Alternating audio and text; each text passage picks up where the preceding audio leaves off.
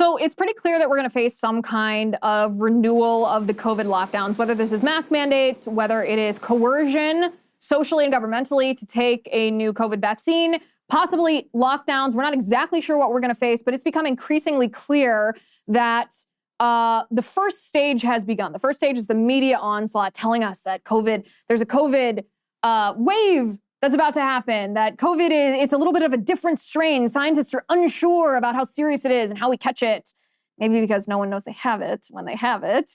It's pretty clear that they've started the propaganda wave. The next phase is going to be lockdowns. We talked about documents that were uncovered by Steve Bannon's War Room last week that shows the Biden administration has contracted with different COVID testing services, different COVID advisory services. These contracts are set to start in September or October, and they run suspiciously through April of 2024. Alex Jones, yes, Alex Jones, says that he has talked to a TSA whistleblower who says that mask mandates are set to return in September at airports and then to airlines in October. All the signs are there. We'd be stupid to ignore the signs after what we went through the last time. The question that we're all facing is, this time, what are we going to do about it? How are we going to react when we face either social coercion, private businesses that are mandating these things, whether it's the vaccine or mask, or governmental mandates? Given what we know from the last time, what are we going to do? Well, let's start by reading a report about the CDC. The CDC has removed the adverse events reporting system about the COVID-19 vaccine from their website. This is according to the Daily Wire.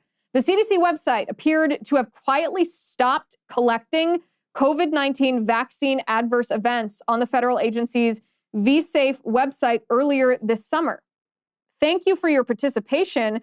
Data collection for COVID-19 vaccines concluded on June 30th of 2023, the vSafe website reads.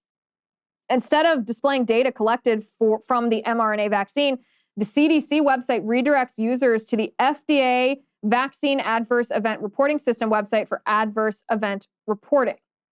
This seems fairly troubling to me because we are still collecting serious adverse events related to the mRNA vaccine, and especially as Joe Biden says that he is asking Congress for new funding for a new COVID vaccine that may be required for everyone, regardless of whether you've had a COVID vaccine before. It seems to me that this would be pretty pertinent information, and that the only reason a government entity like the CDC would discontinue collecting data about adverse events is if they don't want you to know about it. They want you to blindly comply.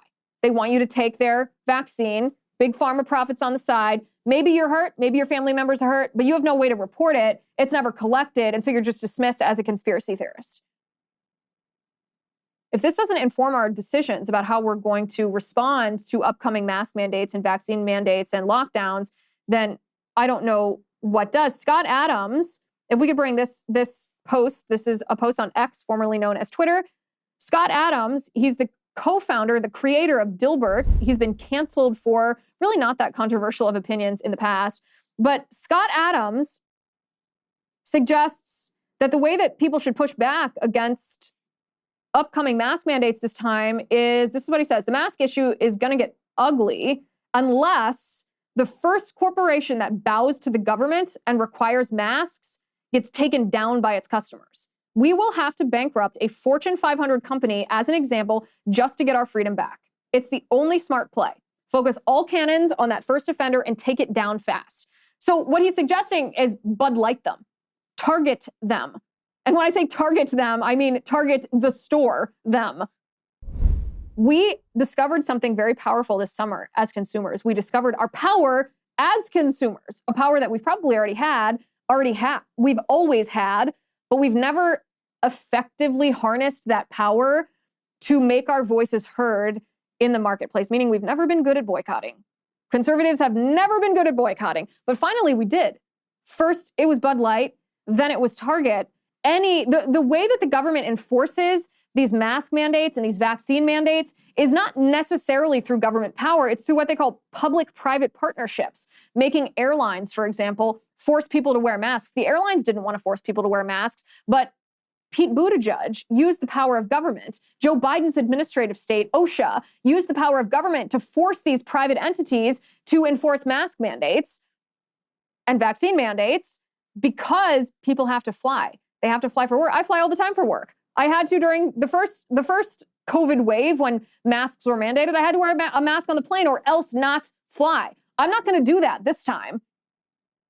But this is how it's done. Scott Adams is 100% correct. If we want to stop this, and we must stop this, we have to use our power as consumers to simply say no. We actually had this power the first time. We should have, and I admit that I expected the American people to put a stop to it the first time. I lived in California at the time of the first lockdown. So Gavin Newsom was the first governor to lock down the state. I remember it very vividly. In March of 2020, he locked down California for 14 days to slow the spread. And I thought, there's no way people are going to comply with this. This is just an empty gesture, a token. There's no way people are going to follow this order. And I was shocked and disappointed when people did. And then I thought, when Gavin Newsom extended that order, I thought, well, there's no way people are going to continue that. Maybe they were okay with a 2-week vacation, but there's no way people are going to obey this longer. Their livelihoods are at risk. And then they did. And I thought when they mandated masks outside and in stores and social distancing and vaccine and children being masked in school, I thought, you know what? People are going to rise up and say, stop. Doctors and nurses are going to protest against this. Pilots are going to refuse to be masked. And people didn't do it. People just rolled over. It was a jarring moment in my political career because I thought the American people had a freedom-loving spirit that was vibrant enough that they would never allow themselves to be controlled by government officials like this, and I was wrong. But now, given what we know, that collectively our eyes have been opened over the course of the past going on 3 years now, if someone tries to force me to wear a mask, I'm not going to just put my head down and do what I want but not say a word. No, I will be shaming you if you try to make me wear a mask. Social pressure, social coercion, peer pressure is how they enforce. It's like North Korea style. This is how they enforce this kind of blanket mask and vaccine mandate. And the only way to counter that is A, to refuse to comply, and B, to turn that pressure back on the other side. Meanwhile, this post from Scott Adams on X was a repost of Jerome Adams, the former, I think, what was he, Surgeon General? The former Surgeon General. He's an active advocate for masks now. He says, just now heard the American Air gate agents talking about the COVID surge and discussing how to stay safe because Bryson, this is an American Airlines employee he's standing next to in the photo, actually had a heart attack a few years ago. I offered him a new KN95 mask from my stash. God has a way of putting you where you're needed.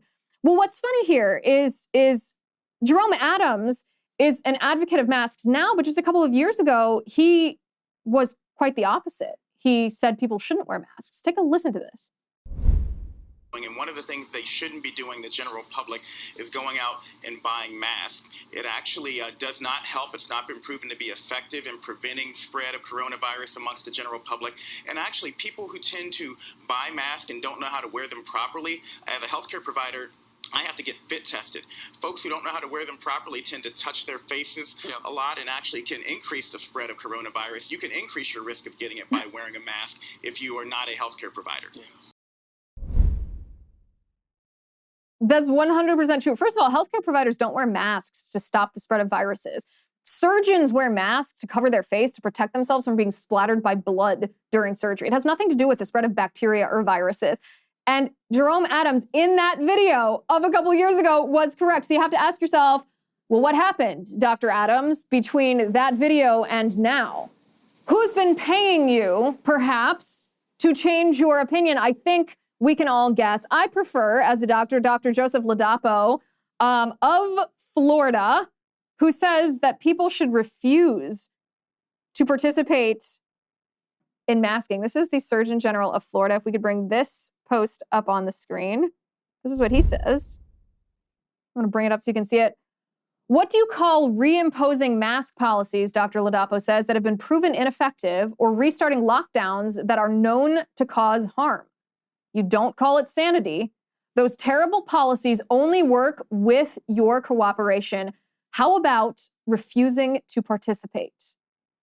Now that, ladies and gentlemen, is a doctor I can get on board with. That, ladies and gentlemen, is a public health official giving advice to the people that is in our best interest. And that is how I will be reacting when COVID mask mandates and vaccine coercion and, God forbid, lockdowns are on the horizon between September and October and April. Those contracts that the federal government, the Biden administration has with these COVID companies, they already have an end date in mind, which seems odd that you could predict when a virus is going to run its course, unless, of course, that virus is going to run its course just in time for Joe Biden to save the day right before the summer campaign season, right before the 2024 elections. What do you know about that? Huh. What a coincidence. All right, guys. Thanks for watching today. Thanks for listening. I'm Liz Wheeler. This is The Liz Wheeler Show.